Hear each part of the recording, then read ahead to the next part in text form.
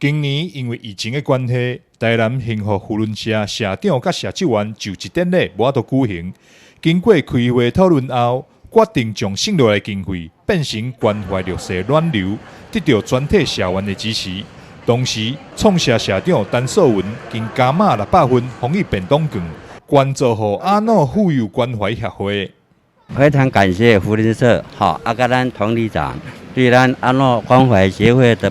帮忙，非常谢谢。台南幸福扶轮社很开心有机会我们一起来做社区服务，那也希望呢，这只是一个抛砖引玉，希望大众能够对一些弱势团体的话呢，多加一些关怀以及爱心。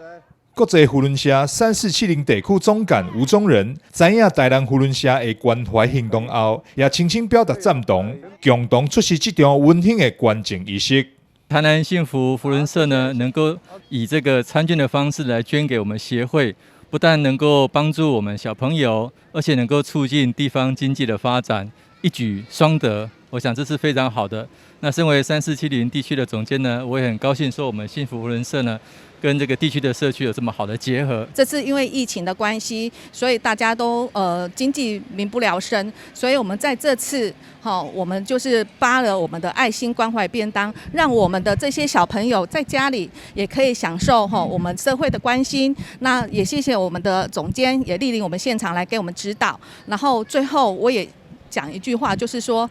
在此也是谢谢大众，跟我们这个协会的关心。那因为这次的疫情对我们台湾的经济也是造成非常的严重，所以我们也是在这边只是小小的一个捐赠的活动，但是我希望发挥大大的大家一起来响应。台南幸福扶轮社社长谢新慧表示，阿诺妇幼关怀协会当年关怀台南弱势妇女以及儿童，办理各种慈善公益相关的活动，需要大家关怀和支持。这次的爱心防疫便当券捐助只是抛砖引玉，希望社会大众做伙来做公益。台南新闻张硕维采访报道。